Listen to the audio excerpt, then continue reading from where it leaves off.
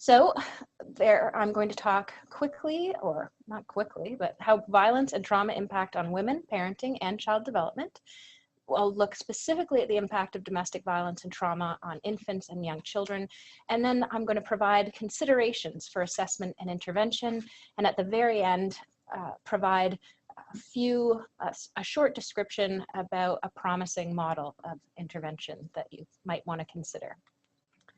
So why are we talking about this issue?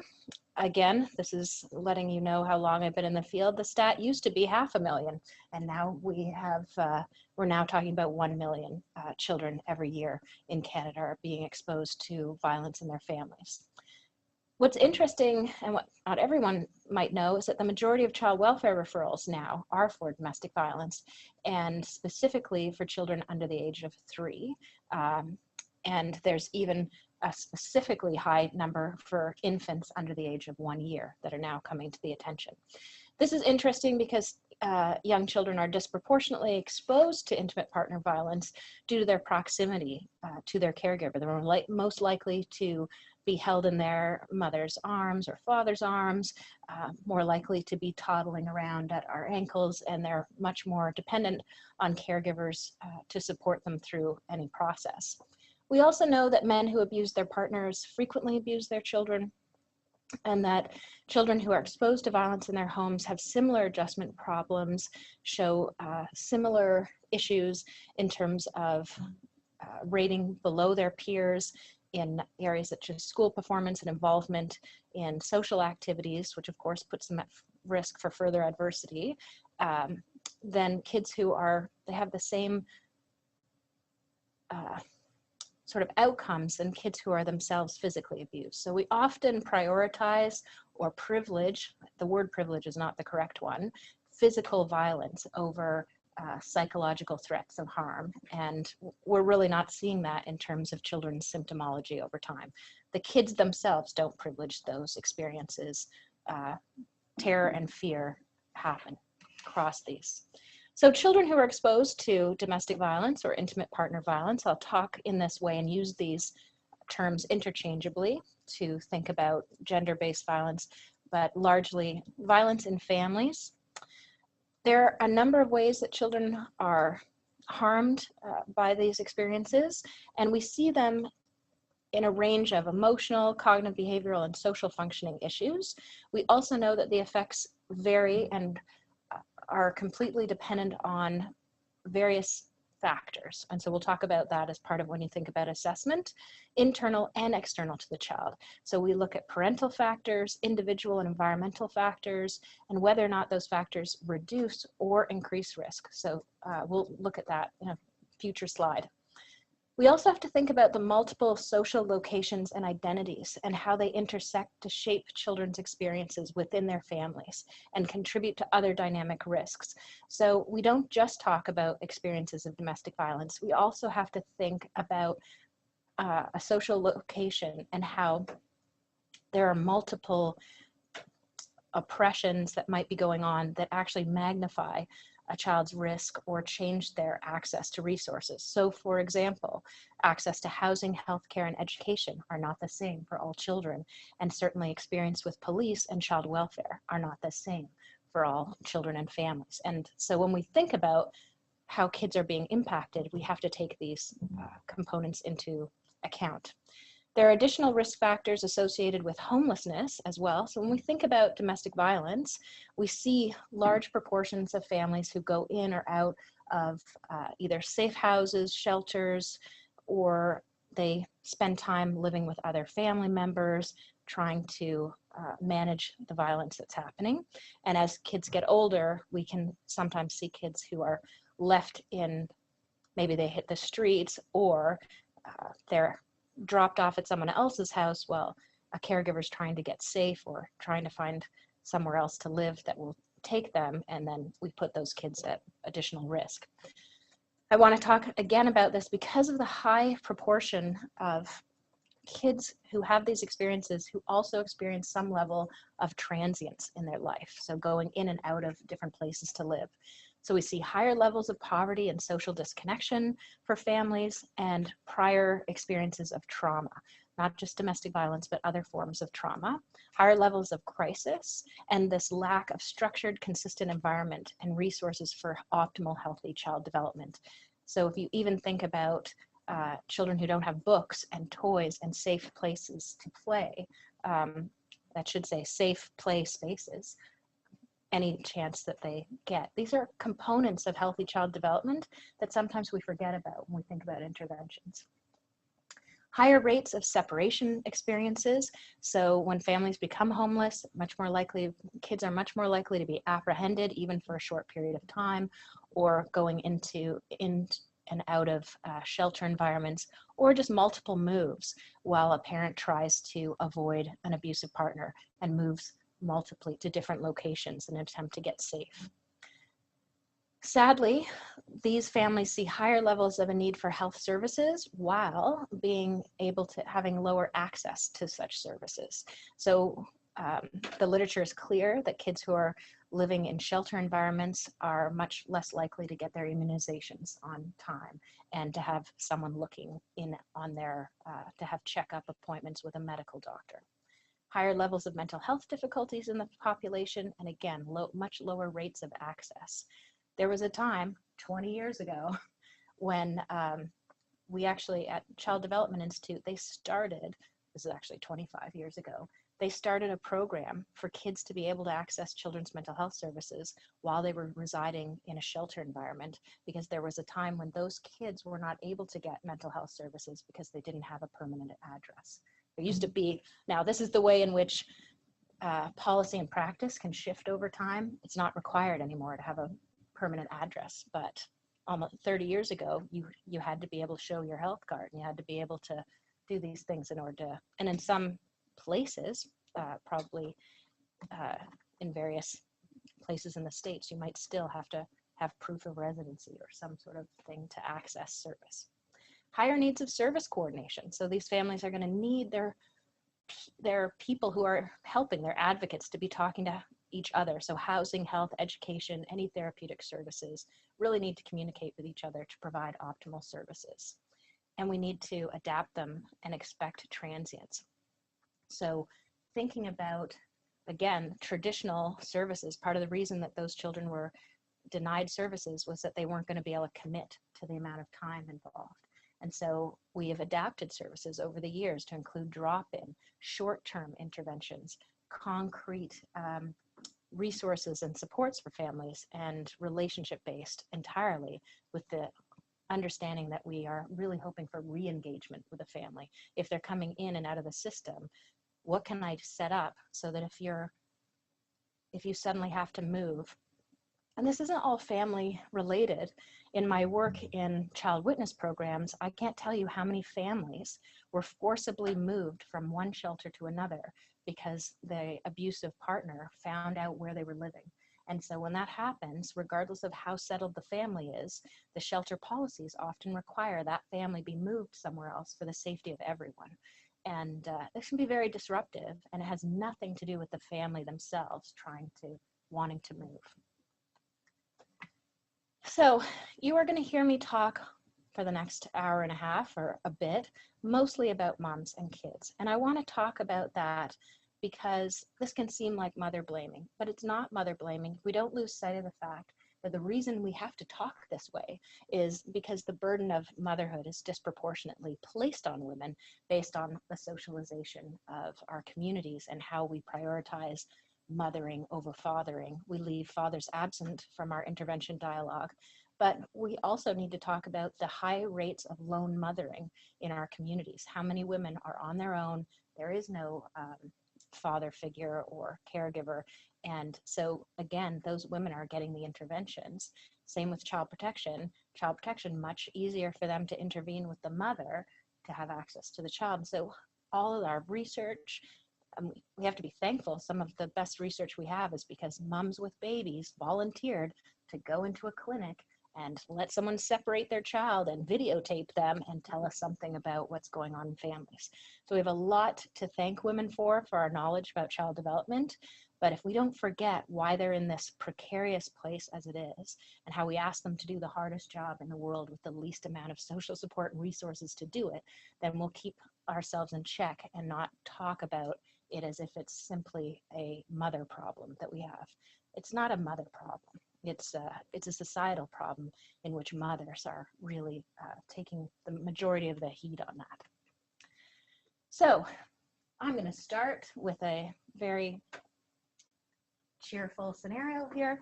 A 911 call with 6-year-old Lisa.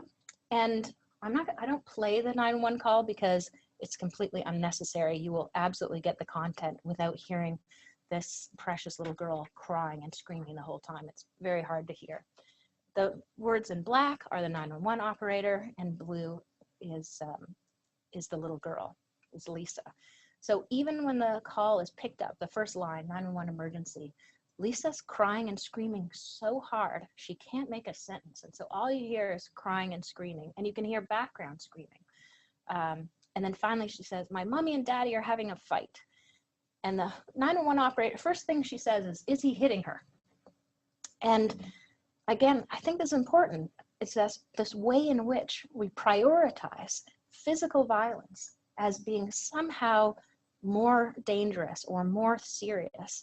I think if Lisa called 911 and said, yes, he's hitting her, the police are going a lot faster than they're just yelling at each other right now. And this is really problematic on so many levels. But when we think about child mental health, we cannot determine that hitting is somehow worse than yelling and screaming and being frightened.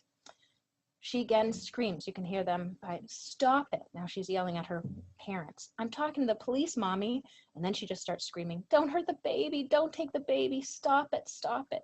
What you find out is these two parents are having a fight, and they are pulling, and I think mom has the baby in the beginning, but they are pulling the infant from one another. They're fighting actually over the infant child.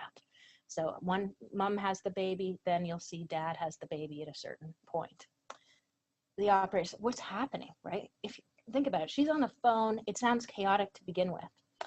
She says, they're having a fight because this has been going on forever and ever, she says.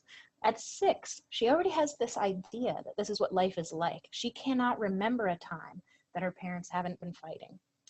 Then she screams again, like you'd think something did terrible happen, but I'm saying the way the screams are happening, as an adult, you would think, what is happening? And then she says, he just knocked my sister down. She's sobbing the whole time. He pushed her on the floor and she's crying. And this is when we learn that there's a 4-year-old girl also in the house with them. So we have a baby, and the 4-year-old, unlike Lisa, who's figured out, I'm going to go to the phone and call. She totally knows how to call 911, and this is only an excerpt from a almost 6-minute call where she has to answer all the questions about where they live. She has to go and unlock the door. She tells them whether there's any weapons around. It's a very adult moment that she's going through.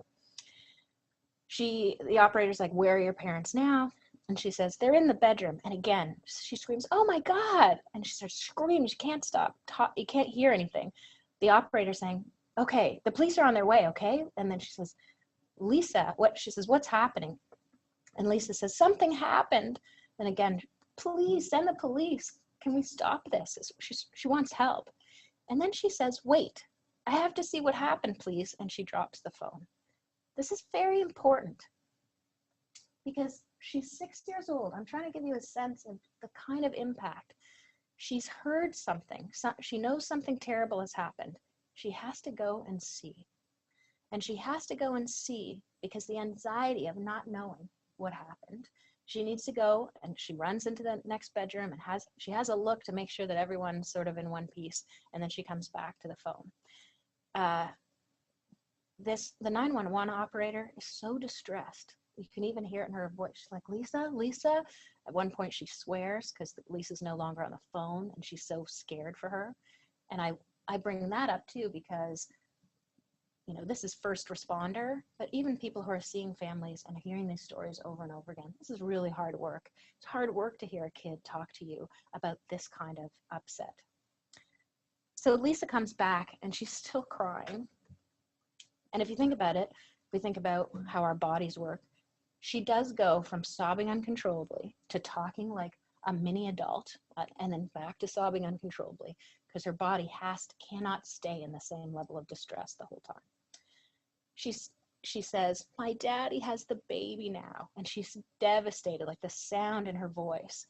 He's got the baby, and he's made red marks on Mama's neck. So he got the baby from Mama by choking Mom. I don't want him to do nothing strange to the baby, because if they drop, and here's where her voice completely changes and she becomes like our small teacher, and she says, because he's a newborn baby, he's very delicate.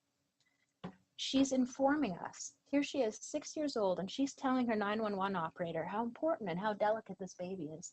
And her parents do not have the idea, do not seem to understand the delicacy of this baby.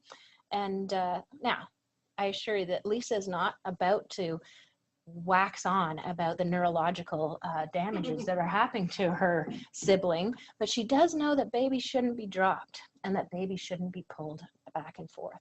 She's 6 and she gets this, and the adults in her house don't. The operator says, "What do you mean, something strange? What do you think he's going to do to your baby?" And again, she says, "I think he's going to take the baby and do something because he's drunk, and he might go off and drop the baby."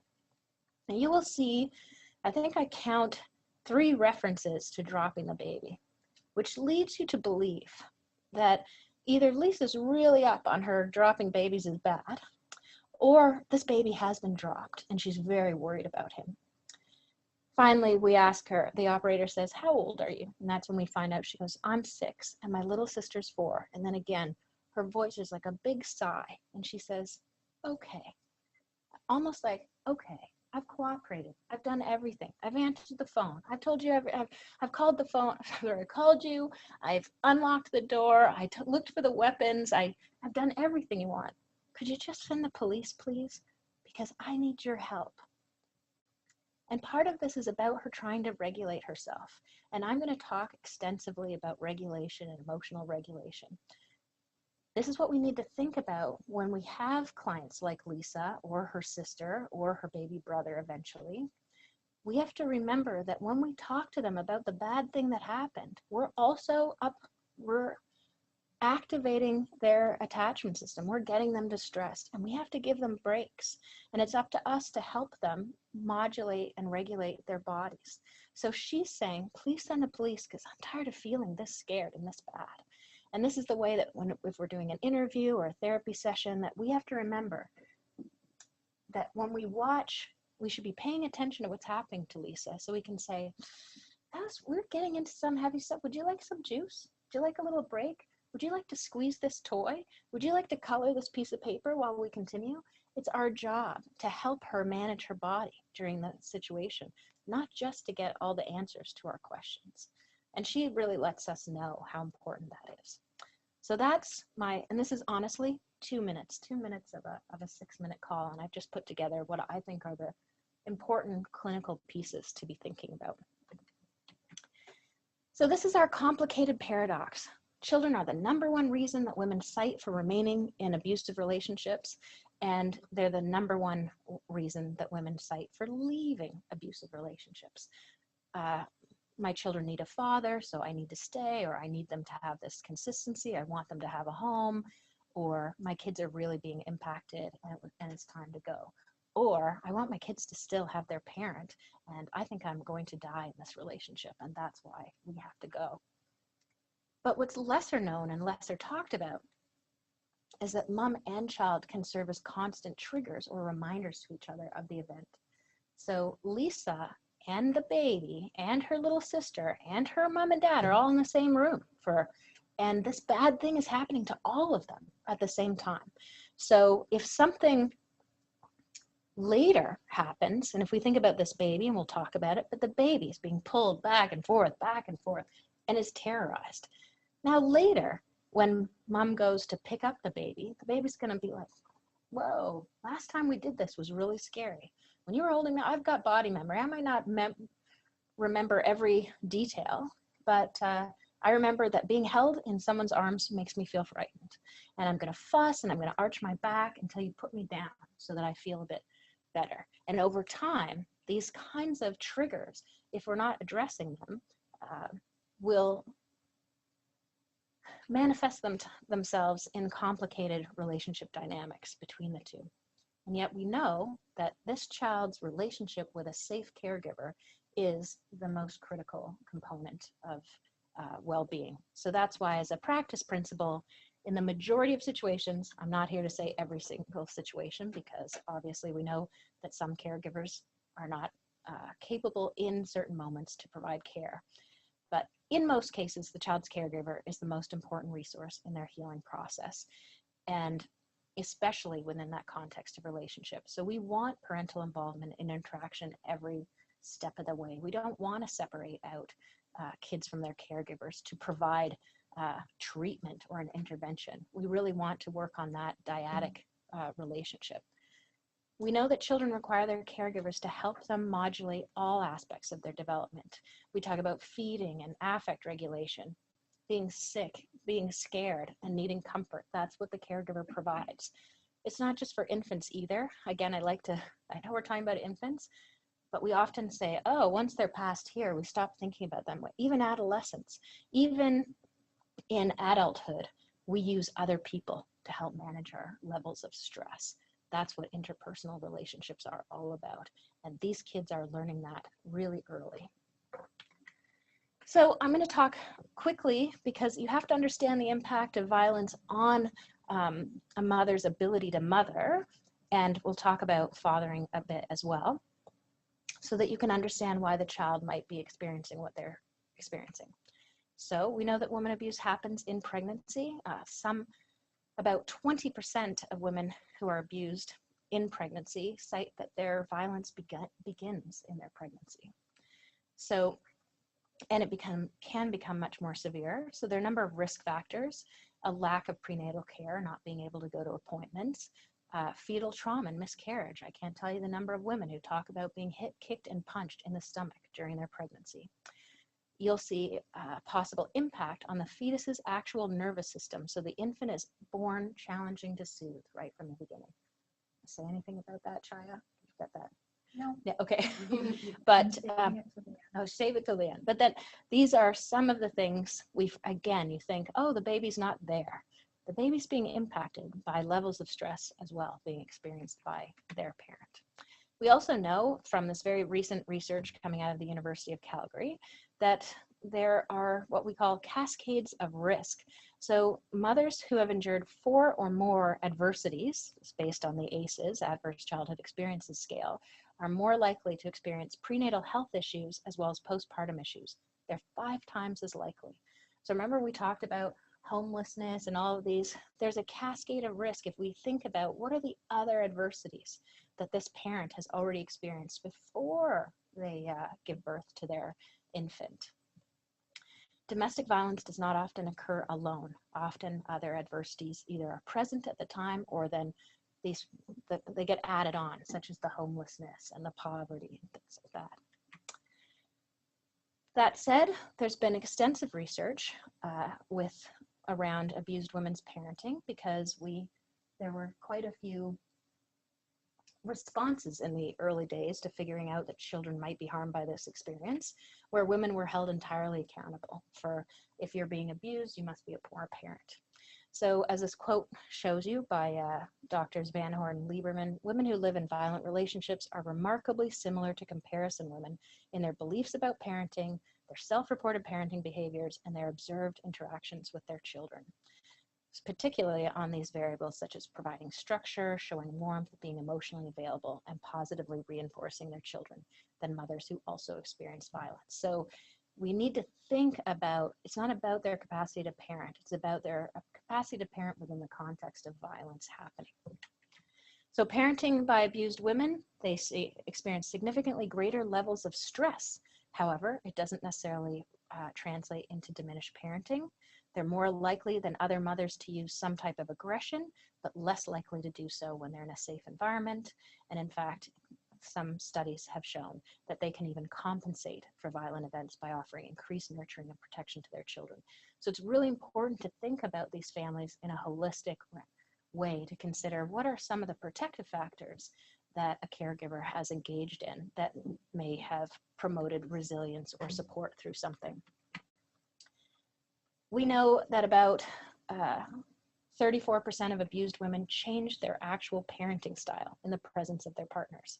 And so that tells us that abuse changes that crucial relationship between children and their mother, particularly around the undermining of her authority to parent and her ability to provide care. So she wants to go pick the baby up, but the baby's crying and her partner is saying, I'm not done with you yet. You can't go and do that.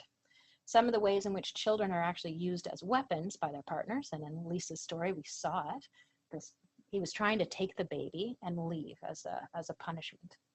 So direct or threats of mistreatment to the children, deliberate endangerment of children, requiring children to monitor and report on mother's behavior.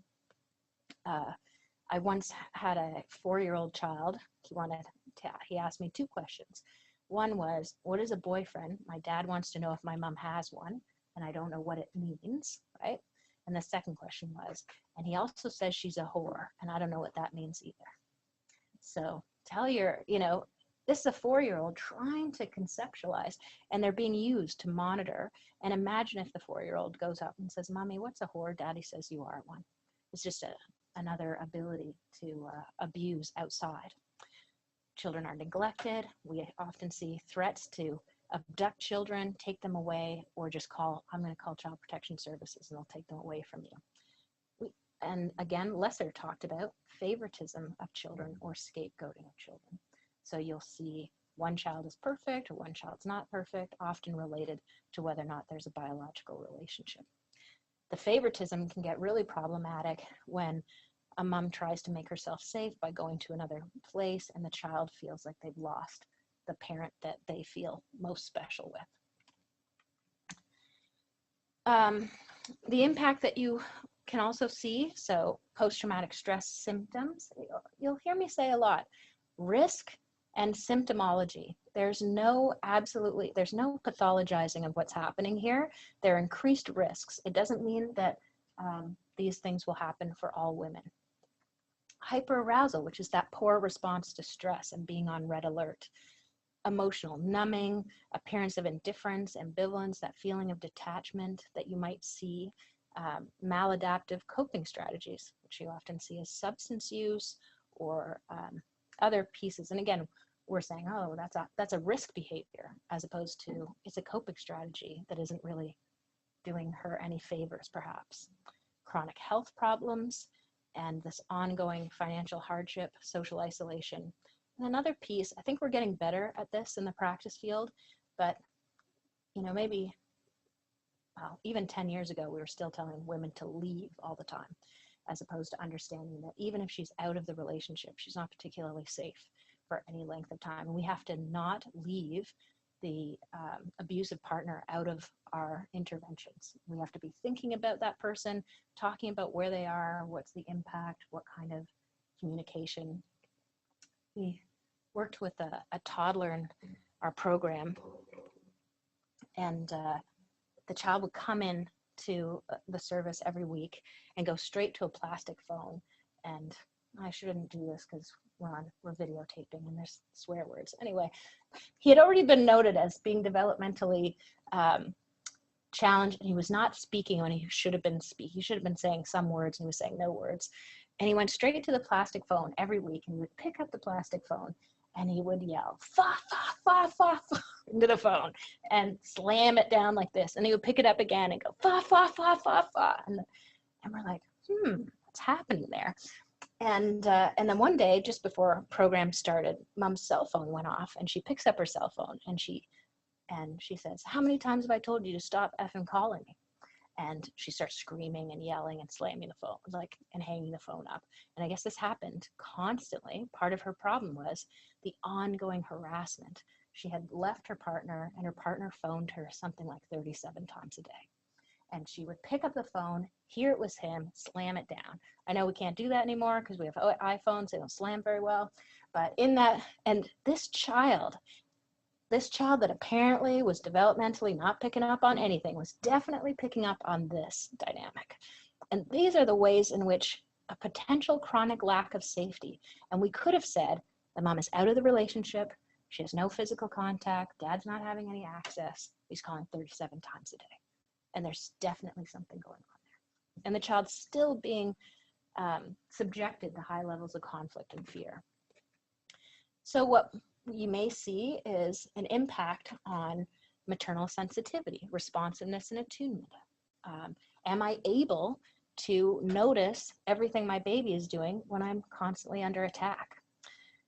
And then this absence of expectancies, contingencies related to child development. This is a fancy way of saying that, and this is how we all work, how we learn, our brains.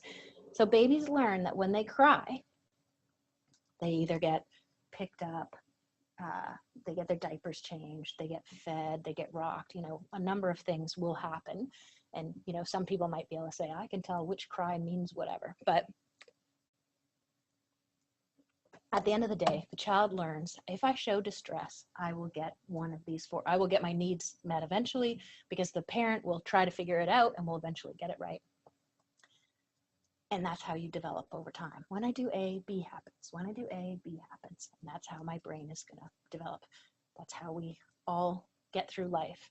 But if you cry, and sometimes you get picked up, and sometimes you get left in the crib for 2 hours, and sometimes you're taken in a bassinet and put in a closet with the doors closed because mom is actually not wanting your crying to have any aggression directed towards you. It's actually a protective mechanism that mom has put you in the closet. And so over time, if you don't learn that crying gets you anywhere, then you stop to cry. You stop crying, you stop asking for your needs to be met, and then you don't develop in the way that you're supposed to be developing. This frightening caregiver, we'll talk more about that later, but you've already seen it in the 911 call. And then whether or not the caregiver is able to respond to the child's distress. You see an increased, I was going to say, there should be some other words in here. So increased risk, notice the word increased risk as opposed to this will definitely happen. Permissive parenting due to fear of control. We have moms who say, I don't want to be like my abusive partner. I want my kids to be able to make choices. And you're like, well, they need to have some limits, right? A mom's or caregiver's sense of guilt. It's my fault we live in a shelter. It's my fault that we had to leave the family dog at home. It's my fault that my child's so unhappy. Inappropriate discipline, and that's where we see either too much or too little. Using children, even very young children, like Lisa, who's making her 911 call. She knows everything about her family and could probably later. I've had 4-year-olds tell me, we had court today, the judge said, you're like, well, I'm not sure you should know that.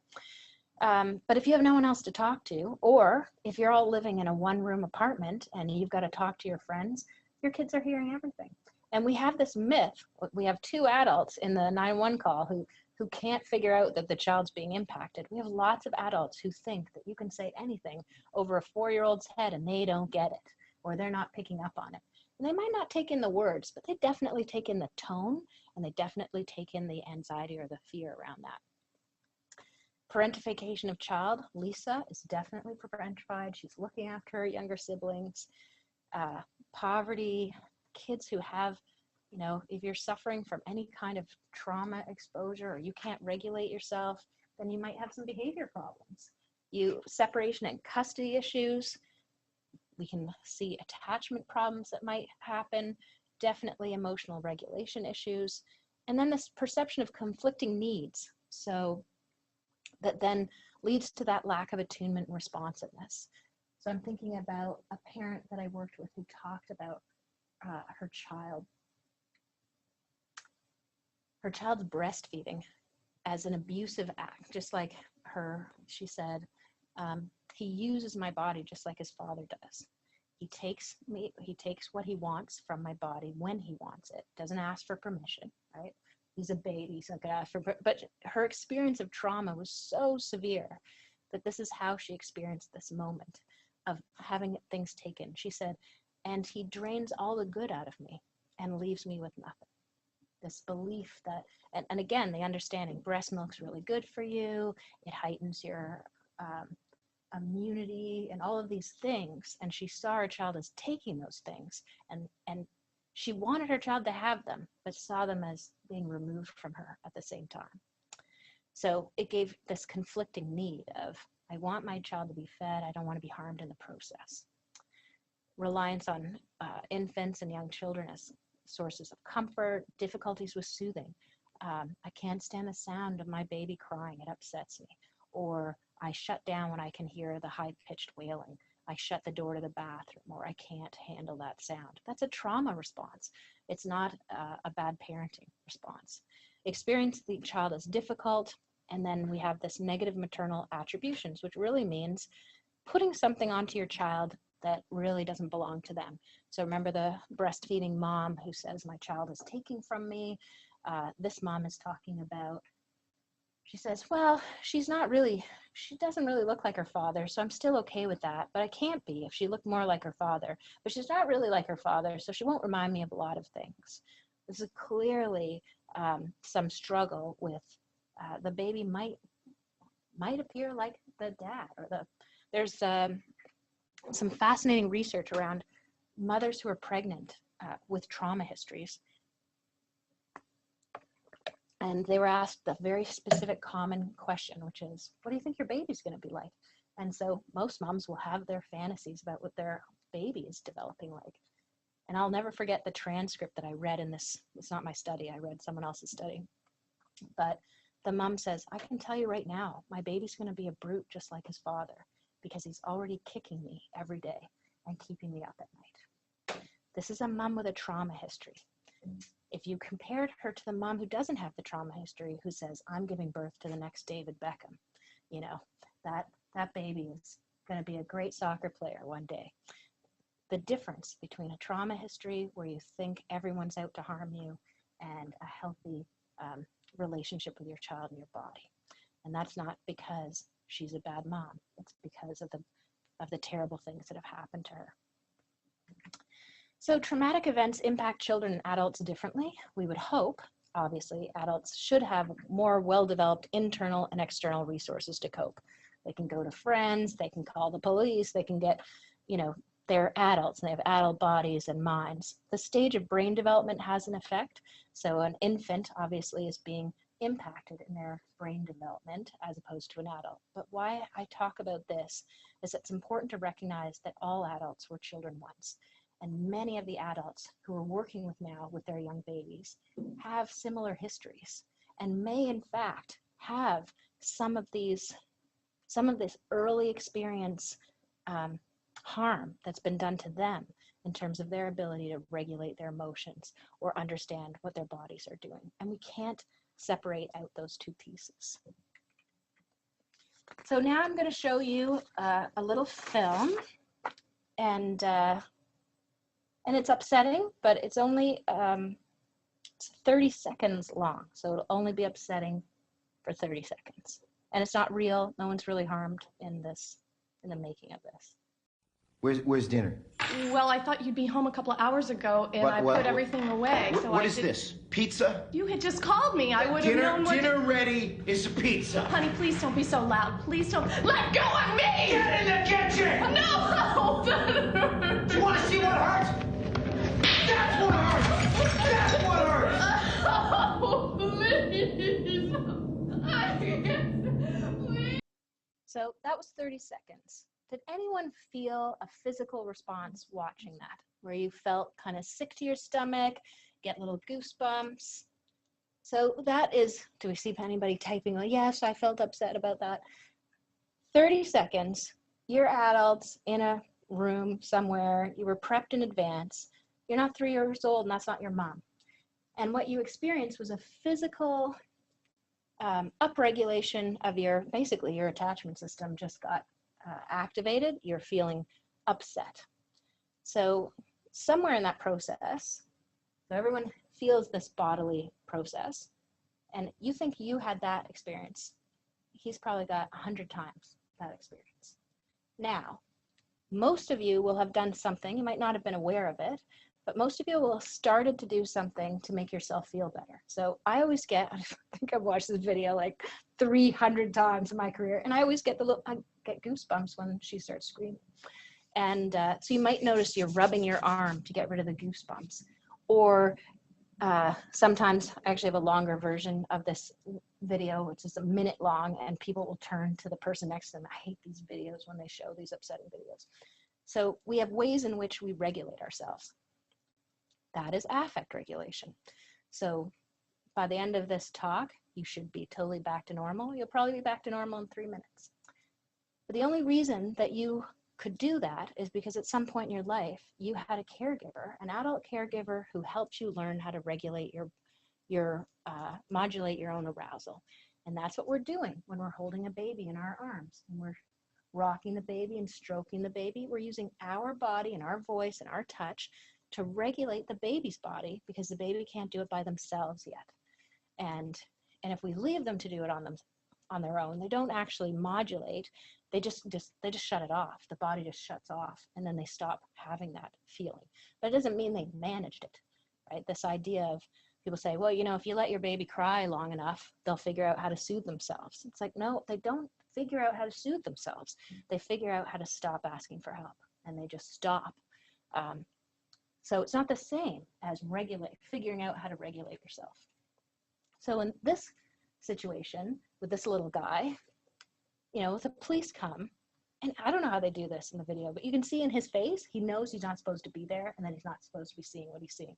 So if the police come, he's probably going to be like back up in his bed, and no one could hold this mom accountable when she says, yes, I have a child, but he was sleeping, right? She's not going to know he was there. And she sure as heck isn't going to be able to go up and comfort him and talk him through it. He has no adult there. His body must be so activated, just the way Lisa was. She at least has the 911 operator who's trying to talk to her. But he has no one. And so suddenly we're going to see he's got some acting out issues, or he doesn't like to go to bed, or what are, you know, does he have ADHD so early? You know, those kinds of things that we might want to worry about. This is the same reason, and I mentioned it already, but we don't stop doing this, right? So this is why a toddler, when they fall on the playground, the first thing the toddler does is look to the adult to see if they're hurt. They don't know, right? They're like, I fell. You know what I'm talking about, right? They look and they're deciding, do I burst into tears or do I start laughing? And we have sort of the three extremes of parenting. So we have the parent who goes, oh my God, call 911, Johnny fell on the playground. They're completely dysregulated and they run to Johnny. Johnny's terrified, he starts crying, and there's, you know, really nothing wrong with Johnny. And then we have the other extreme parent who goes, everybody smile and laugh. Let's not let them know anything bad is happening. And we're gonna run, oh, it's okay, Johnny, all legs bend like that. You know what, this little white bus is gonna come and it's got lights on it, and we're gonna go and we're gonna visit some nice people with white suits on, and they're gonna fix that leg so it looks the same again, but everything's fine, there's nothing wrong with you, right? And then we have the other extreme, which is our perfect parent, which is no such thing, who goes calmly, oh, Johnny, you fell. Let's have a look. You must have been frightened when that happened. Let me put you on my knee. Let me rub your back. Let's look at the knee. Let's kiss it better. And he's back on the playground in 30 seconds. He's all good to go. No perfect parents, but I'm giving you the extreme, even the extreme perfection there. But that's how we learn to regulate our bodies and our minds over time. And even as an adult, you're doing it today, something bad happens at work, and you go to your colleague and you go, guess what? So-and-so said, what do you think they meant by that? Or you go home to your partner or whatever, and you say, I need a hug. I had a bad day at work. We constantly use other people to regulate ourselves. Everybody in this room and on this webinar can think of the first person that they would call if something bad happened to them. And at the same time, you can also think of the first person you wouldn't call if something bad happened to you. And both of those people are important to think about in terms of what they bring and what they don't bring to your life. So what are the impacts on infants and young children? So obviously, we talked about how close they are to caregivers in the moment. Here are what we're worried about: brain development, this emotional dysregulation so that they have difficulties, not just soothing themselves, but being soothed by others because they haven't had the experience. And then you see developmental delays. We see the literature is clear that one of the risk factors is delayed language development. There are lots of things to be worried about. Sensitivity to conflict. You could see post-traumatic stress symptomology, so exaggerated startle responses or inability to settle or hypervigilance for older kids. I think about a story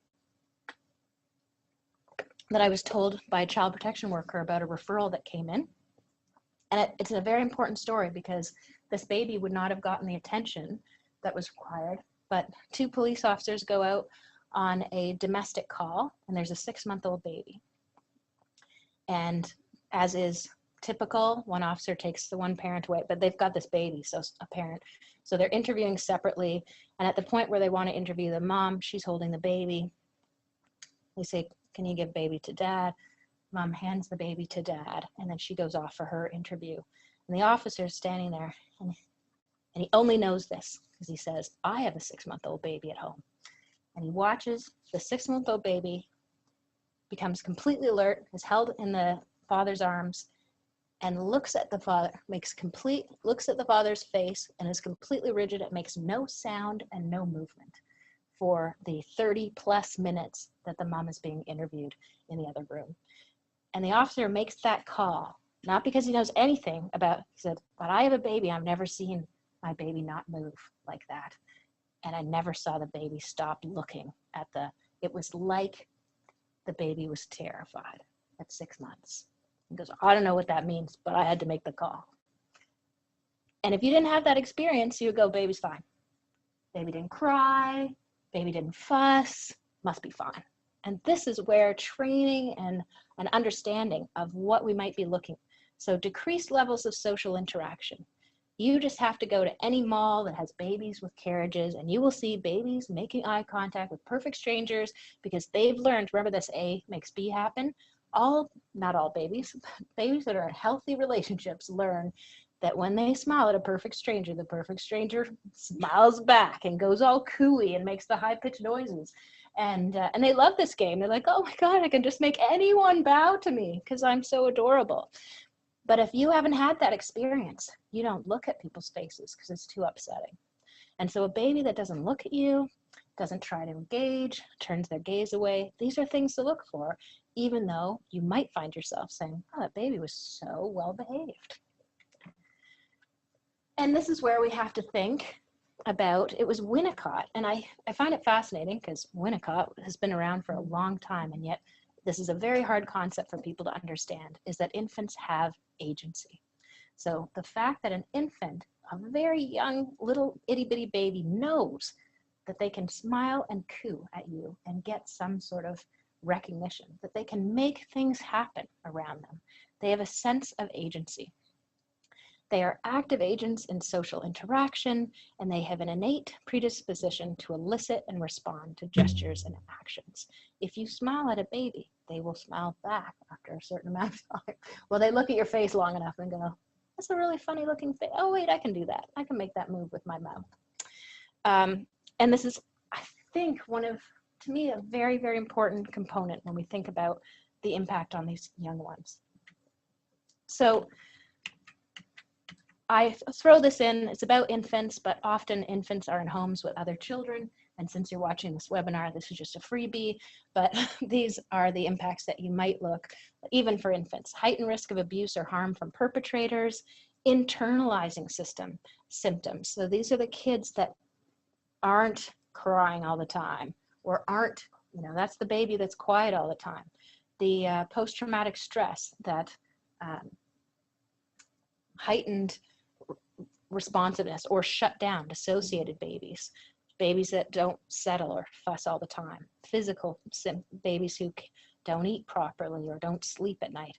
It's easier to see the things that are behavioral, and we often ignore the things that just seem quiet.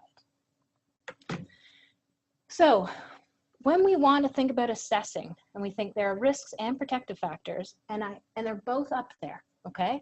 So intensity and duration of the violence is both a risk factor and a protective. So if it's a low intensity and it was short-lived, that's protective, and if you have all these other things in terms of exposure. Proximity of child, how close were they? Physical harm, was there a responsive caregiver? Did they witness the actual harm to the caregiver? And what's their relationship with that caregiver like? What is their age and level of cognitive development? So as infants, there's a certain amount of harm, but a toddler understands maybe different things. Gender identity. We've seen that boys and girls experience violence in homes differently, often because of the relationship with the perpetrator, but also girls are much more likely to ask for help. Girls are much more likely to call 911. And that is something we socialize girls to ask for help, and we socialize boys to do it on their own, right? Oh, you don't need my help. You can build that bridge all by yourself. And when little girls play, we're like right in their faces going, let me help you with that. You can't possibly know what you're doing there, little one. We're gonna get in your way. Relationship with siblings. So you either have a relationship with Lisa and she's looking after you, or perhaps I worked with a family where the kids all had different dads, and only one of the dads was the abusive dad, and then the other dads came in and out in different ways. So the kid whose dad was the one who harmed their mom, the other two kids didn't like that kid, right? And so that every time something bad would happen, they say, see what your dad is doing, you know, that's going to make it totally different for that kid in terms of his ability to manage. It ups his risk factor. Are there other social supports? Are there co-occurring maltreatment? Is child abuse? Is sexual abuse happening? Are there mental health issues? Does one parent have depression? Does one parent have a substance use problem? Are there other environmental stressors happening in this family?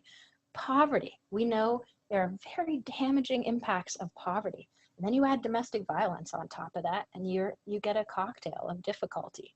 Neighborhood and community violence. And finally, what is the relationship and the contact with their abusive parent like? Does the abusive parent come and go? Are they the favorite child that we talked about? Are they the scapegoated child? It's important. So children learn a number of things from exposure, especially young kids, right? They're very concrete, your little ones. Victims of violence are to blame for their abuse. Why does mommy just not do that anymore? Use of violence is justified. So you want that toy, you're going to hit the kid with the one toy so you can get the other toy. Rigid gender roles are a risk factor. So boys and men in control, girls and women should not. A lot of the kids that we work with have not seen their caregivers have any consequences for their abusive actions. In fact, they get what they want, they're given everything, we're quiet when daddy's upset.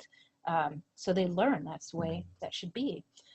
They might also be learning that women are weak, incompetent, stupid, or violent, that anger causes violence. And for some of these kids, they think the abusive parent is the only one who knows what's going on because they're the ones who make all the rules. And so it can be very scary for those little ones when they go into a shelter environment to figure out who's going to look after who. So I talk about this a little bit because, again, we don't talk about men and how they or abusive partners. Again, I'm sorry for being so heterosexist, but I'm dealing with the basic 98% of the cases that we're seeing. But if we think about abusive partners and partners who are harmed, we can think about, because violence happens in all relationships and across all genders. So this particular study looked at how abusive partners use their children. 70% of them are just using them to stay in their partner's lives, to track their partners, to harass them, to intimidate them, to frighten them, or to try to get them to reconcile. And we know nothing about children cope with being used in this manner over time. I had again, 4-year-old sent home with a photo.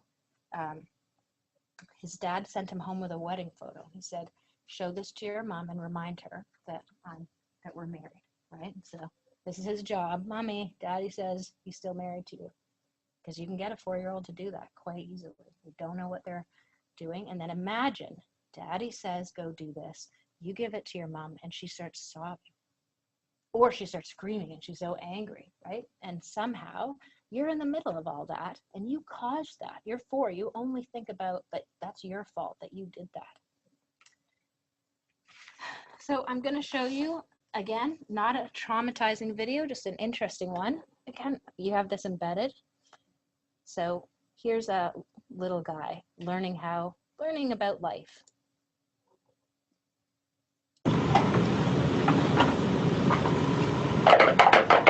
There's something inside. Can you see what's inside the box?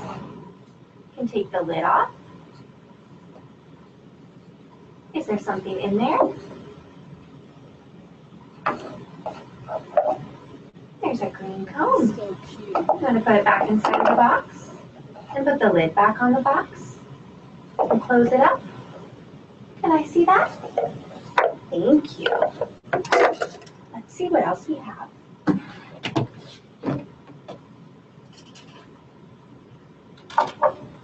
Look at this. See? Look at this. There.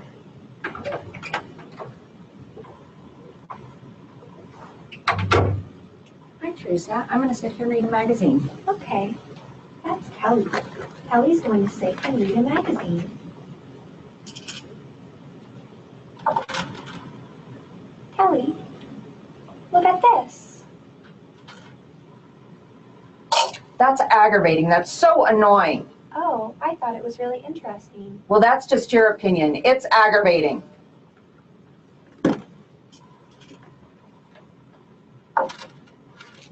Here.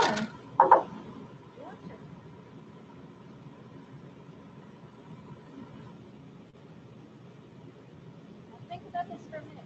He is not the energy urge around that. He's frozen. Can I see that? Thank you. I'm going to go now, Teresa. Kelly's going bye-bye. Kelly went bye-bye. Now look at that sad face. I feel like we should have some discussion about it, but I've always got thoughts. Well, I'm just wondering what would happen after that person leaves the room and if she gave him back the beads and the cup, because the threat is gone then, correct. right? And would he So be willing to play again? So my guess, because this is actually the pilot Yes. before an experiment, and this is the researcher's son, who's researcher's child. So we're gonna guess totally well-adjusted, fine. So we've taken the threat out of the room. I would think he has to regulate his body a bit before he'll be ready to play again, right? He might have lost interest in that toy because looking at the toy is kind of like, can I have a new toy? But yes, you would hope. And in the experiment, just so people know, no children were actually harmed in the making of the video. What happens is they go back out to play, and the angry adult is out there, and she's super friendly, and they play with a toy together, and they joke around, and so it all gets resolved. She's no longer scary.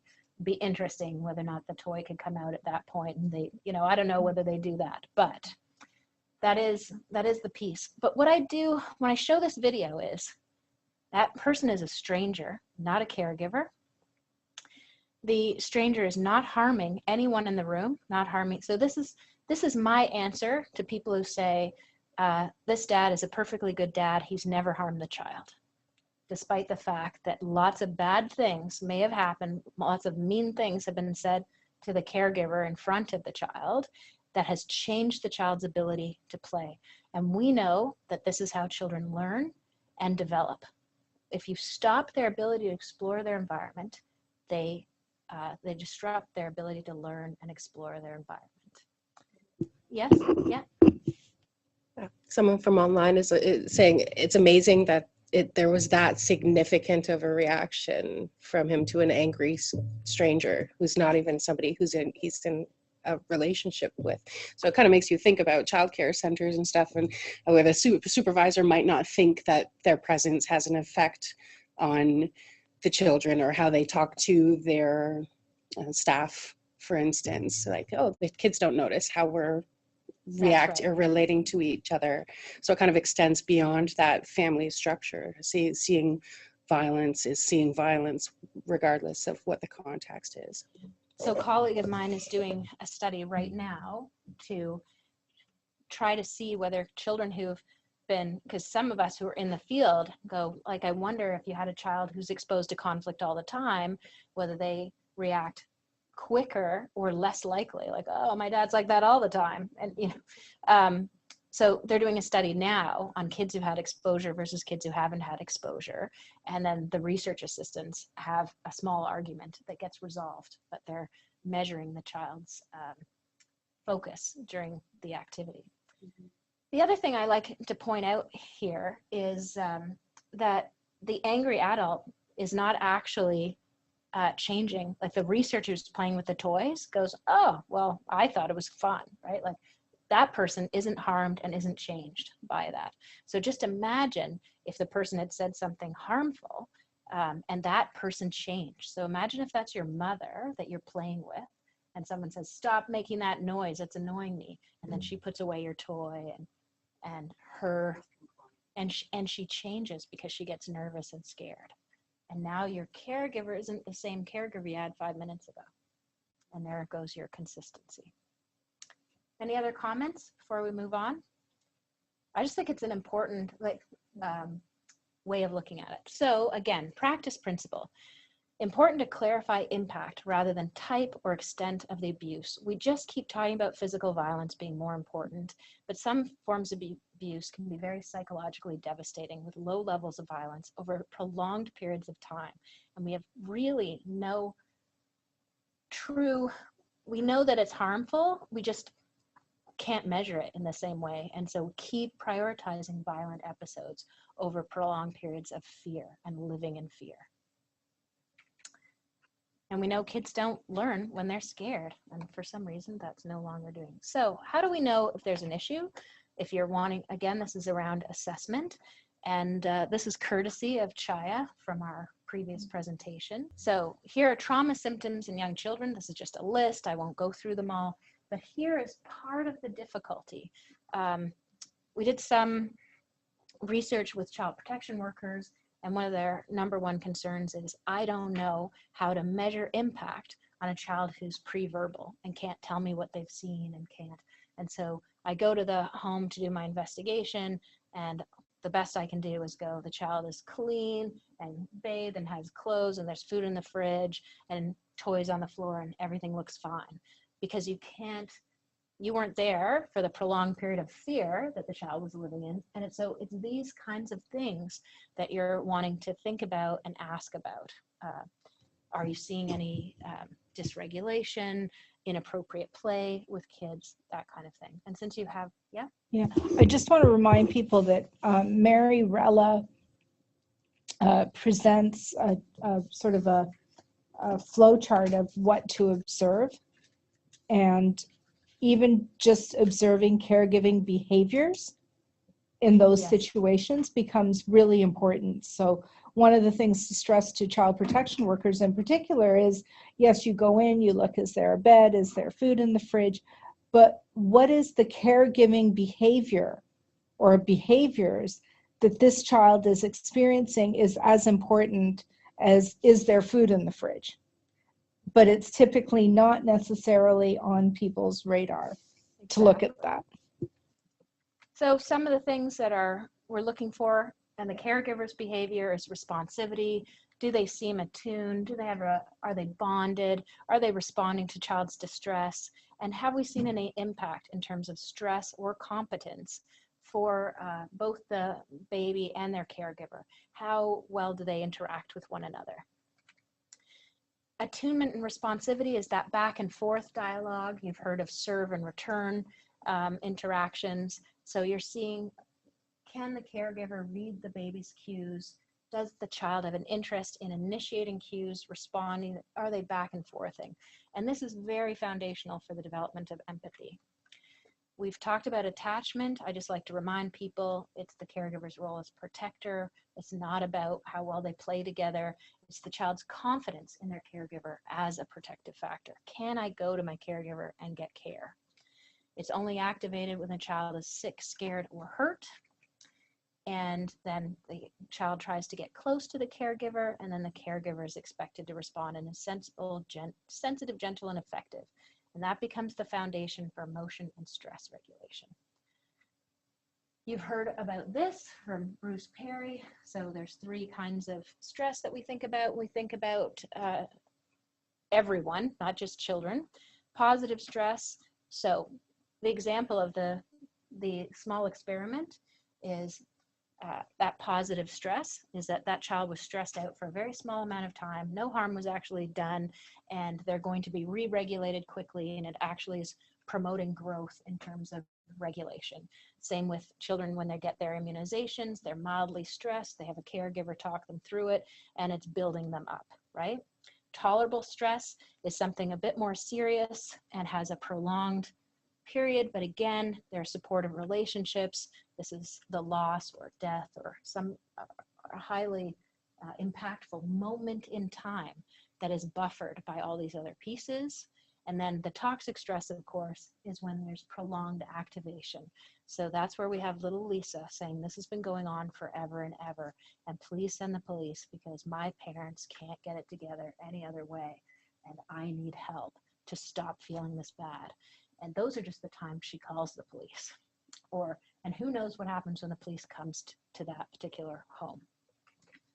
Sources of stress: unpredictable environments, violence and chaos, lack of available or consistent caregiver, perception of threat, either direct or indirect.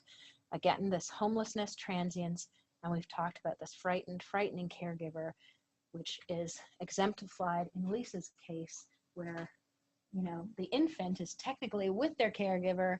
The caregiver is both frightened and frightening at the moment. So the baby, think about Lisa and her siblings now, right? Yes, I'll just keep going on. So how can we make it better? Because you didn't come just to hear me talk all doom and gloom. We're going to talk about how we're going to make it better. And I'm going to show you an upsetting video that has like a bit more happiness to it.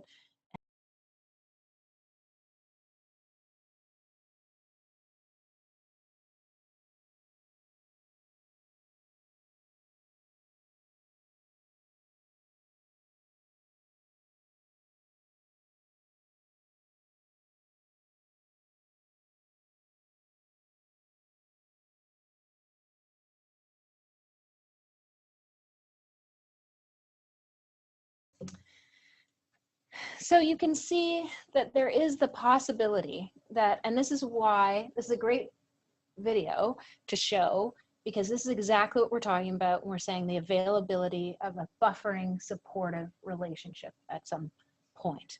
And, and even if grandpa doesn't come right away, like even if there's some part of what's happening there is the recognition that something scary happened and that everything's going to be okay and someone's looking after it. If we think about the number of kids who don't have that, that's really what ends up being problematic. So I heard about this study, and so I'll tell it in this very basic way. But they studied kids who had maltreatment histories and kids like in a daycare setting and kids who didn't have a maltreatment history. And basically what they watched for is a child gets hurt and starts crying. And so what'll happen is, and so this is the healthy group of kids. I'm sure they must have had them check off a demographic thing. I'm healthy, I've had lots of good things. But anyway, those kids sort of went to the crying other kid, and they're toddlers, right? So they sort of have this idea. So they go over and they start patting the kid, maybe too hard, right? That doesn't help. The kid keeps crying, and they maybe try to give him a toy, but he keeps crying. And then they're like, okay, that's all I got. I've seen people pat on the back, and I've seen things given. I'm all out. Some kids might like do a clumsy little hug, and they're good. So, but at the point that they realize there's nothing they can do, they do this. They look to the teacher. They look to the child. There's a kid. They're crying over here. Can you fix this? Because that's what big people do. The kids who grew up in homes where they were maltreated, when the kid starts crying, they either ignored the crying entirely, turned their backs, played with their own toys. Some kids went and tried to stop them, like maybe shoved them down or, told them to be quiet or hit them. But interestingly enough, none of those children ever looked to the adult in the room. to help them. And it's because they didn't have that experience, that the big people in the room were going to do something for them. So what I like to think about when we do this work, if you think about Lisa's learned that you have to phone the police because your parents aren't going to help you. You have to phone an external person to come and solve this problem. But that's okay, because if we've taught her that there is someone, then she's way ahead of the kid who hasn't learned, who just goes. You saw what happened in this little Sesame Street video, which I think is that the little girl tries to comfort and then she becomes overwhelmed with herself and she has to just save herself. And she leaves her sibling because she can't do it. And she shouldn't have to do it, right? But you have this moment, you're like, oh my gosh, they're all alone, and this peace. So when children feel there are adults who can protect and take care of them, they learn to look up. And that's really what we want for kids. So protected mothers are protected mothers. So instead of judging a family like Lisa's mother is, not responsive to her, we want Lisa's mother to be safer so that she can be responsive. It's not that she wasn't set up to be a non-responsive parent. So we also want to recognize what's been going well in a caregiving environment. So what has the parent done to actively support or avoid? So do we tell, can a mom say, I always tell them to go get grandpa, or I tell them to go next door, or I send them outside to play whenever I think something bad is going to happen, or I send them to their rooms and tell them to shut the door and not to come downstairs. So it might not be stopping the harm that's occurring, but there's this acknowledgement that what's happening is not okay, and I'm doing my best to protect you from it, as opposed to pretending it's not happening at all. And do I go and comfort you after the violent episode, such as when grandpa comes and it's over, but there's some comfort that's happening. The other thing we often judge parents for, particularly mothers, is whether or not they're having ongoing contact, often under the guise of, not guise, but they are providing supervised access to a child who's not supposed to be having it. And it's because they're so afraid of what might be happening if they're not there for it. So we have to think about what is protective and survival. So factors that promote healing are a sense of physical, emotional safety in the current environment. So grandpa comes in and makes their scary situation, he brings the sun back out again. It's a bit of a metaphor, pretty Pollyannish there, but structure, limits, and predictability. Do we know what's coming? Do we know this is what will help kids get by? Can they have a secure attachment to a nonviolent caregiver? So feeling that their caregiver can protect them, and also being protected by their surrounding environment of having those feelings. And I say this because I've seen lots of little boys, mostly boys, again, because of our socialization worlds, being made to feel ashamed or guilty for needing their mothers. We talk about mama's boy and don't run to your mama and you shouldn't need care. And we got to do a much better job of supporting kids to have really positive relationships. And I don't care who you're running to. Well, okay, I might care. Let's not get all to the details. But if there's an adult in your life who's safe and protective and you feel connected to them, all the power to you. We want kids not to feel responsible for taking care of adults. So Lisa is really taking care of her whole family, and that's too much for her. And this is controversial, but if children can have contact with an abusive parent that is safe, emotionally and physically safe, it will help them in the long term, especially if that abusive parent is getting help to be more connected to their child and do it right. There's no real benefit in a straight cutoff if we can do something therapeutic. So I'll talk later about programs such as Caring Dads for dads who are maltreating, because we really want to break the cycle, not just take it and go, you know what, let's pretend that never happened and go over there. Wouldn't it be better if we could help kids resolve some of the issues they have with a parent, and that parent can step up to the plate and get it together? And if not, can we support that kid in understanding what the limitations of their parent is and that it's not their fault, right? Good relationship with peers, siblings, positive self-esteem, any opportunities for success. So in order to increase the protective factors, we want to change any environment that we can to reduce, limit stress or frustration or triggers that are happening and increase safety. This is Kristen McLeod's work, and it's Kristen McLeod that told that story about the research study. Teaching skills to develop self-regulation, which is identification of feelings, strategies for managing, so breathing, any of those kinds of skills. Social supports, what can we put in place for a child to have someone who's responding to them? Internal locus of control. So even for an infant, if I cry, I know I'm going to get picked up. If I do A, B will happen. That's really what we want to see happening. Accessing safe physical and mental escapes for our really little ones. Sometimes play is that. And any kind of participation in educational support programs. I'm going to talk about one that's made for moms and babies specifically. And again, any opportunities for success. And that might be, can they stack the blocks? And can they make you smile? And can they elicit a giggle out of, these are all opportunities, and safe and appropriate housing. Because I've talked about all the risk factors. These are the ways in which we can sometimes problematize a particular issue without looking at the giant social and structural factors that actually magnify problems for families. Housing and consistency are very, very important. Support for children. So any kind of increase in parent-child communication responsivity, so they are connected, the ability for the parent to be aware of what witnessing may have done to their parenting and to their child's experience, and how can they change that? Can we decrease family isolation and the visibility of children? That's why childcare is so important, to get kids. So if your home life's chaotic, childcare can be really protective, because every day you have the same routine and you have the same teachers and the same things happen. And maybe at night it's not quite so like that, but you're learning that there are some environments that are safe and protective and consistent. And so in the back of your mind, you're saying, I know that other places are different. That's what adult survivors talk about. They talk about going to a friend's house and realizing that life at their friend's house was so much different than at their house. And they started to realize that there were different ways of living, and that maybe they could live in a house like their friend's house, that kind of thing.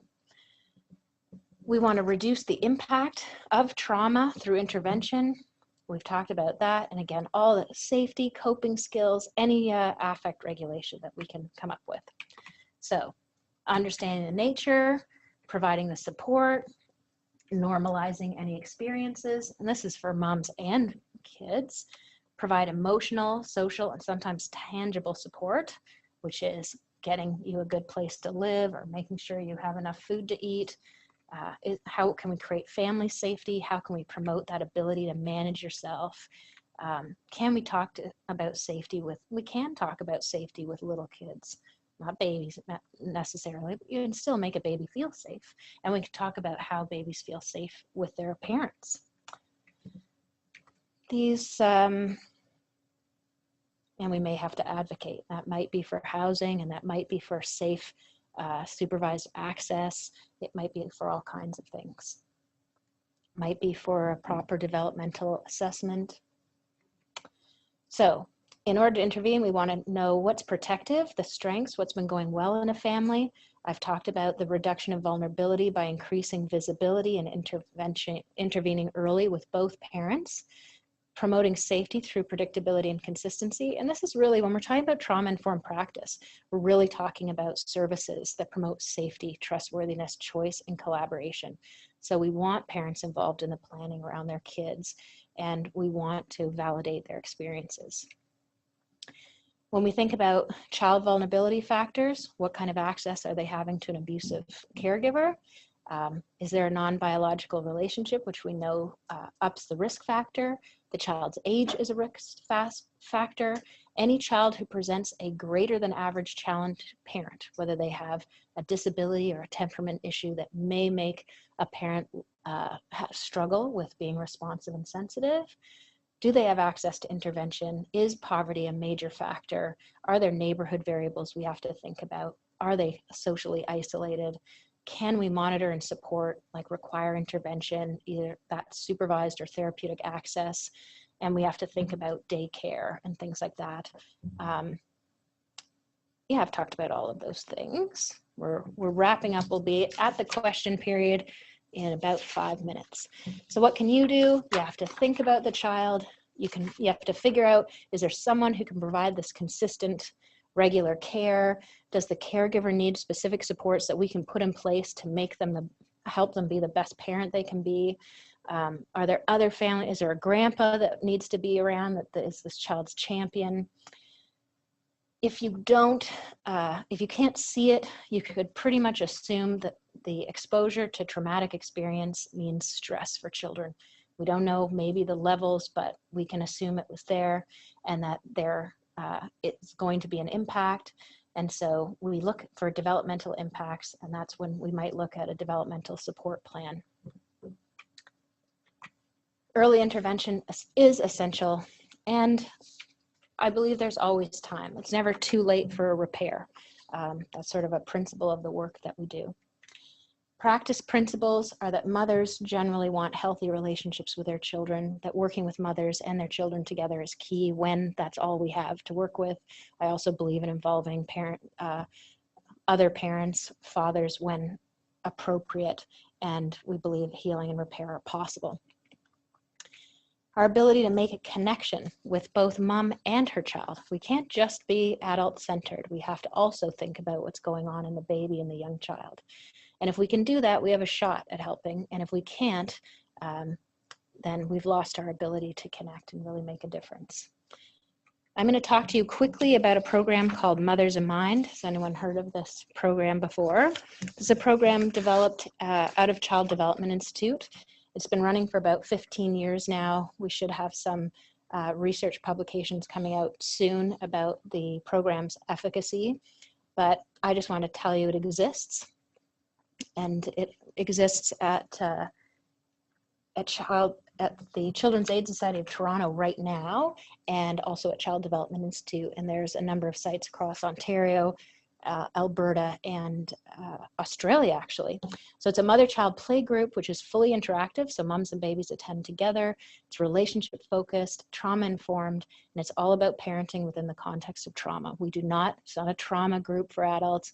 It's a mom-baby program when trauma has been part of their lives.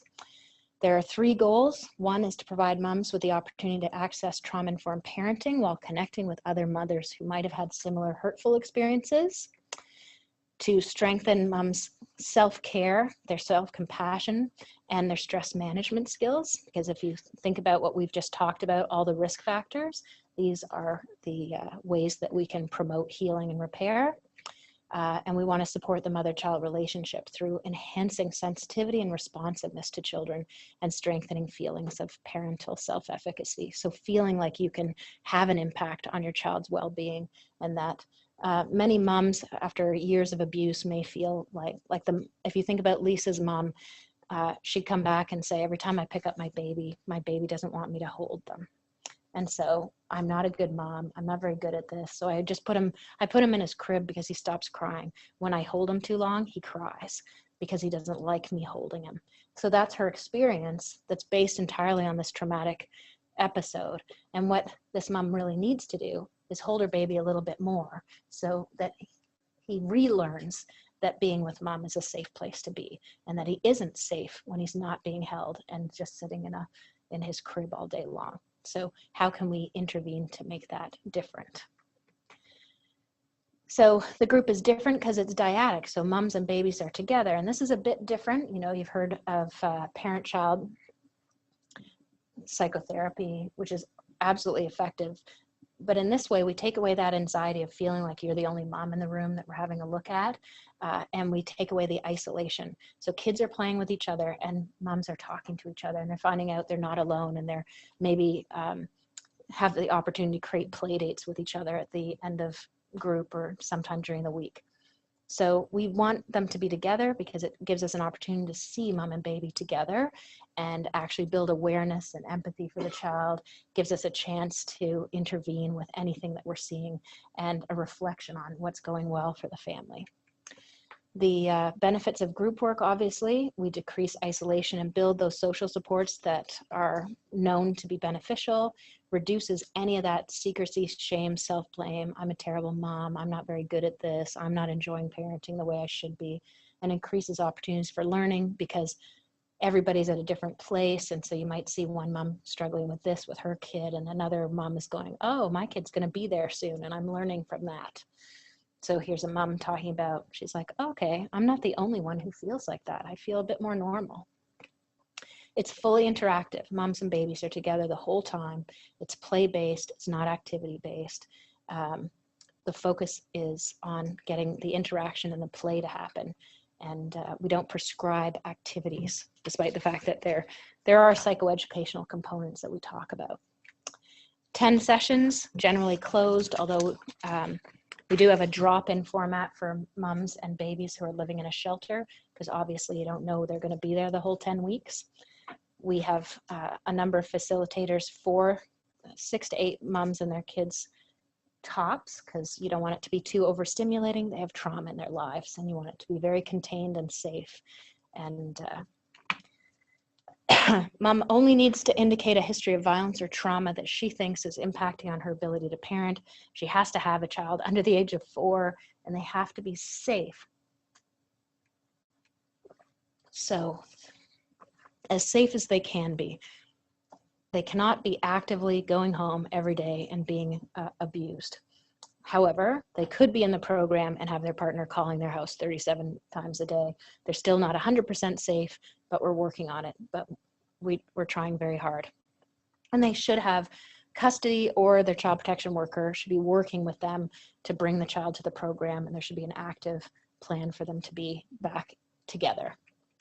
So the way we assess them for the program is looking at their child development history.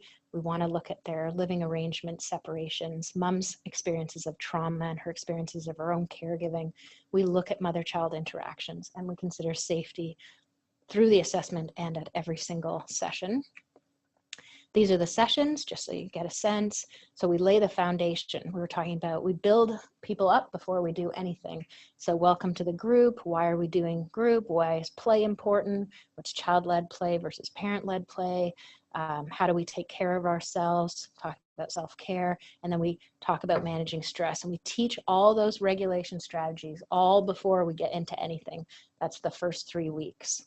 Then we start to talk about what are feelings, what helps children manage difficult feelings. That's where we're building skills in responsivity and soothing and caregiving. Safety, how do I make my child feel safe and secure? We talk about discipline and what's safe and what's not. What is a sensitive response and when are they important? We then have parenting basics, so understand child development, what's normal. And we specifically talk about managing developmental triggers, because for women, for caregivers with abuse histories, the terrible twos can be very terrifying. And temper tantrums can be seen as this unbridled aggression, and it's seen as directed at them as opposed to being a natural part of engaging in your own autonomy. So sometimes some educational pieces around that, so it's not quite so scary when your child is feeling angry and frustrated. Then we talk about children's temperament and what is temperament. We use not always big words like this, and what are the strategies to manage when you're really different from the way your child is. And it might also be helping, my child needs more help around transitions, or what can I do to make things better? Finally, we look at closing off the group. So how do we nurture ourselves and our children? Again, the self-compassion. How do we teach children how to be compassionate to themselves and others? And then there's a week of reflecting and looking ahead and celebrating the group experiences. So that's the Mothers in Mind model that's available here in Toronto at Child Development Institute, where if you have a family who's who's involved with child welfare in Toronto, and there's a couple of other locations. Well, there's several other locations across Ontario, and as I said, Alberta. So I've provided that in the links if you're interested in that particular resource, because there aren't very many programs out there for moms with trauma histories and their young babies. And I've given you the contact information of the manager of that program. So if you want to get involved or even run one in your own community, there's an entire very accessible training and licensure system. So I promised we would be done, and if we have any questions, now would be the time. Thank you very much for your attention. I was just thinking about things like high conflict divorce and sort of the different parental attributions, or like negative or positive, and how that parental alienation piece, and sort of how that factors in as a form of violence, or does it factor in as a form of violence? I think, just like bad mouthing each other or that sort of thing. I think we do a bit of a disservice when we somehow classify that there's a difference between domestic violence and high conflict, because certainly in my experience, some of the things that occur in high conflict relationships, the kinds of things that are said to children and done. So for example, if we think about that little guy going home with the wedding photo in his hands, if there'd been no violence in that family, we might have classified that as high conflict. And yet that was an extremely damaging, harmful thing to do. So I think, and I've certainly heard lots of horrific stories that are classified as high conflict, where children are really being psychologically damaged for the long term. That parental alienation piece, where sadly what you really see in high conflict is generally two parents, or at least one parent that is particularly problematic. But in my experience, even if one parent is particularly problematic and the other parent takes the high road every single time and remains consistent and doesn't engage in the back and forth with the other parent and says, I'm sorry that happened to you, Johnny, and yes, that, that's difficult and confusing. I'm sorry that you were told that about me. It's not really true, but I'll just get it. If one parent can keep it together, then the child has that supportive other. And the other piece with high conflict, and again, you don't generally get high conflict because that both parents came from these other really high functioning families. But what you're really wanting are there extended family members that will not engage in that conflict between the couple and will provide that not just reality, but the supportive, yes, these bad things are happening, but you know what? You can come to my house every day at 4 after. They need to be the buffer, like the grandfather. You notice in this little video, grandfather doesn't stop anything or make the relationship better. He just comes in and says to the kids, sit on my lap. And I don't know what the parents are doing in that situation.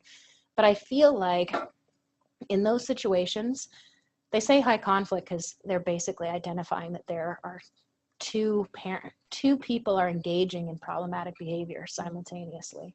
And I still think it's a form of violence that the children are experiencing because they lose two parents at the moment that happens. They lose a consistent, caring, supportive environment. And in those cases, those are the cases, especially with young children, where they spend lots of time fighting over who has the child at the absolute expense of structure and consistency for where the child is and that supportive piece. So imagine the difference between, I think about, you see sometimes the worst high conflict cases are around the holidays and access around the holidays and gifts and just nasty, nasty things.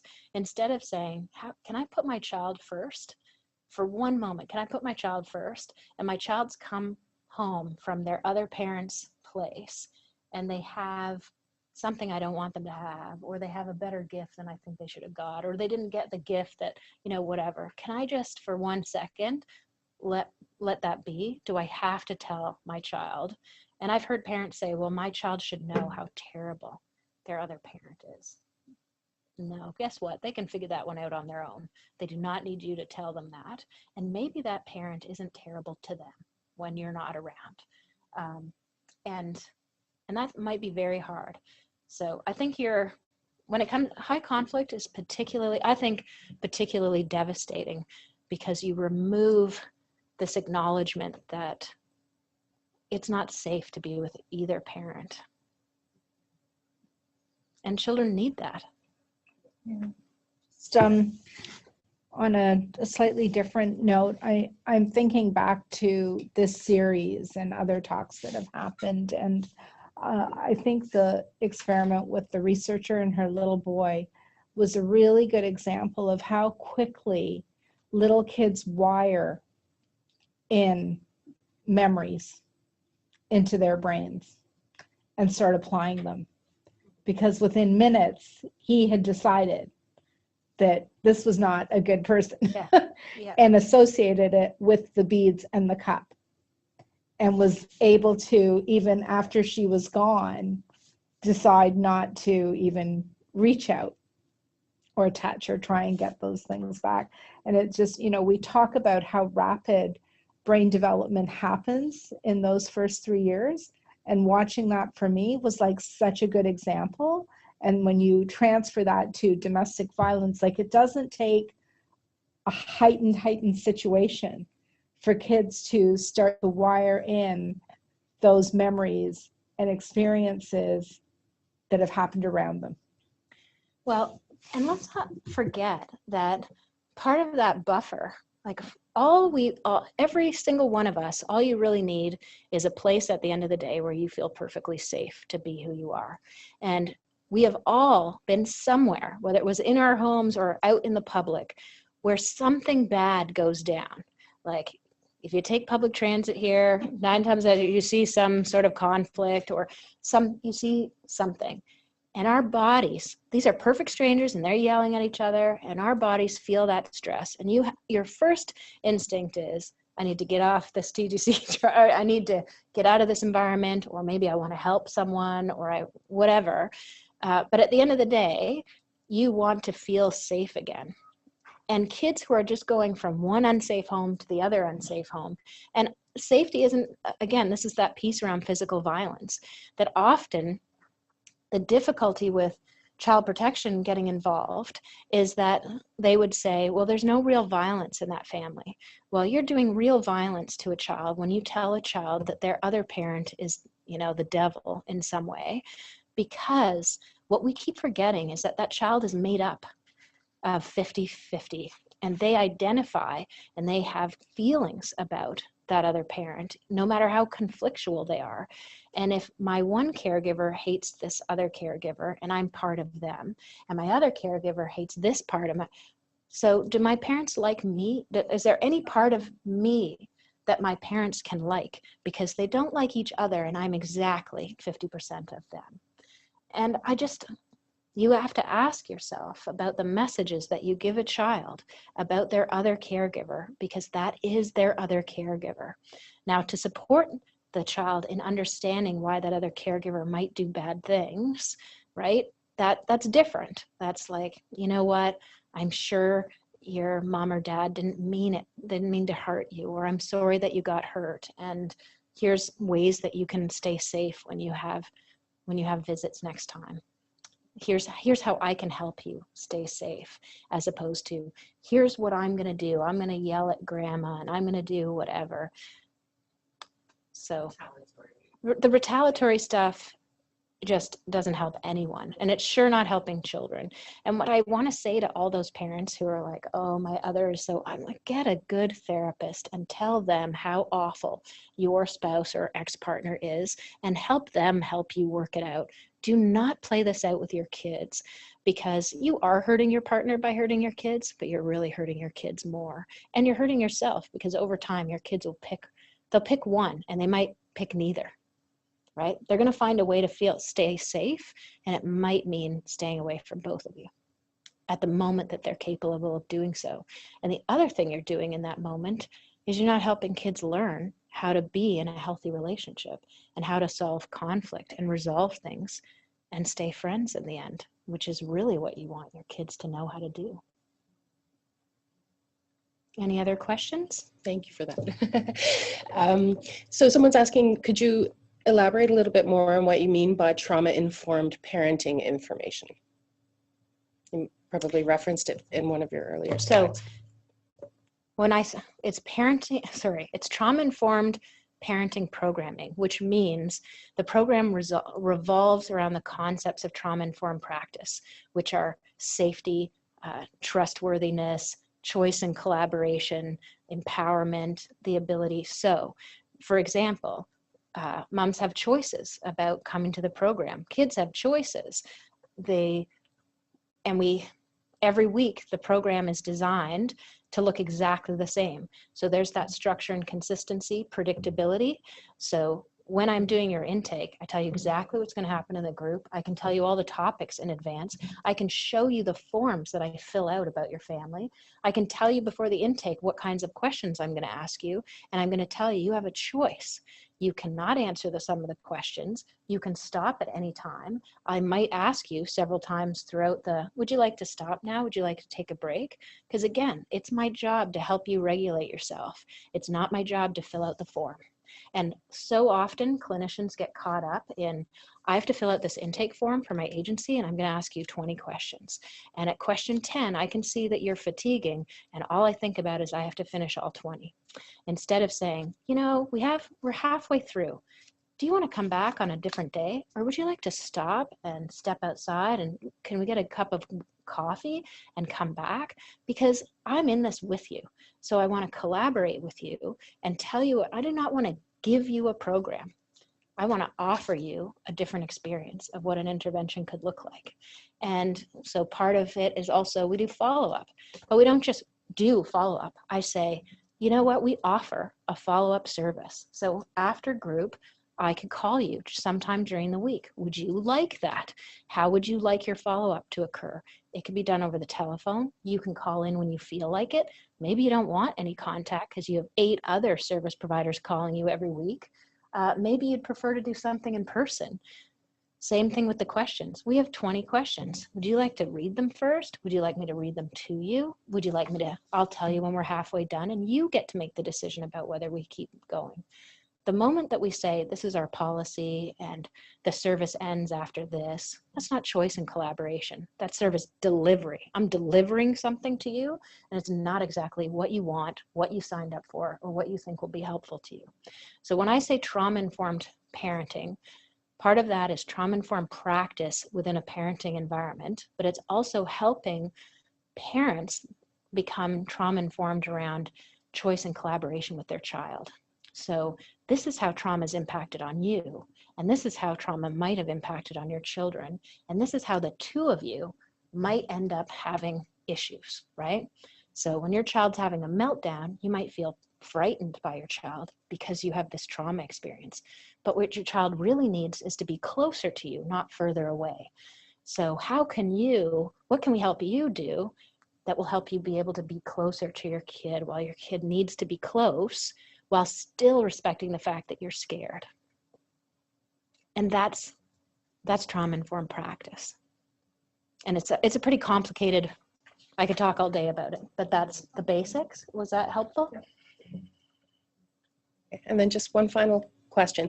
So how would you go about involving the offending parent in planning for a child when they're not necessarily taking responsibility for their violence or acknowledging that they have this issue? Well, that's the problematic piece.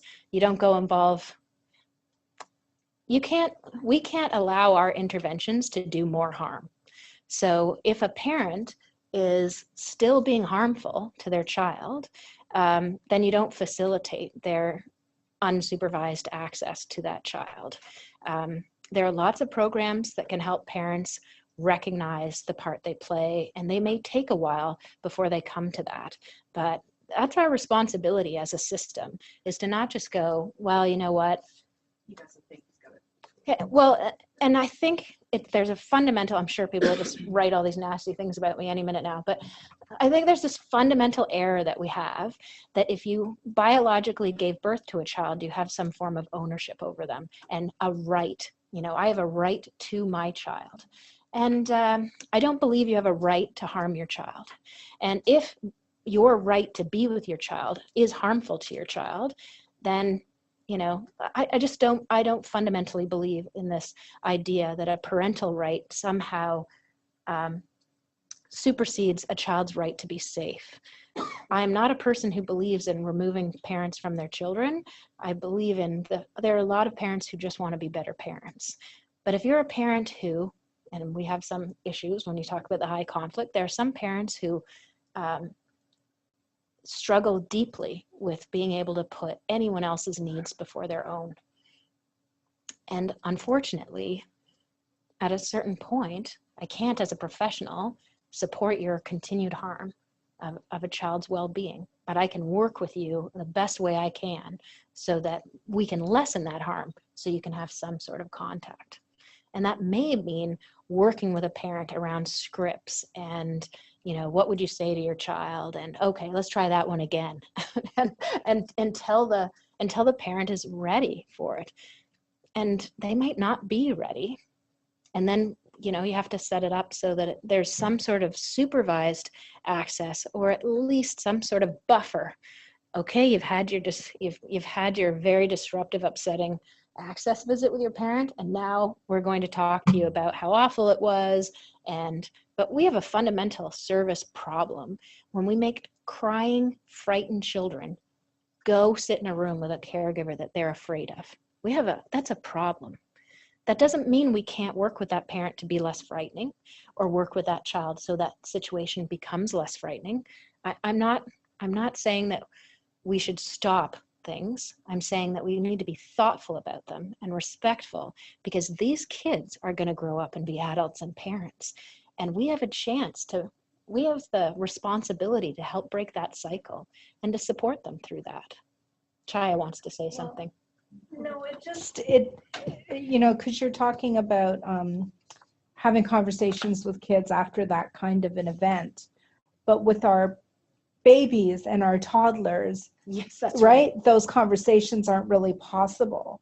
So really being able, because how many times have we heard, for kids who are in foster care, for instance, that they've gone to an access visit and they come back and they're just a mess. They're a completely different child than who left the house. And so I just wonder about, how do we help? And I think there are clear ways that we can help those kids get back to a better place when they're back in their safe environment. But I just want to stress to people that, with babies and toddlers, they show us through their responses to us, through their behavior, through their development, when things have had an impact on them.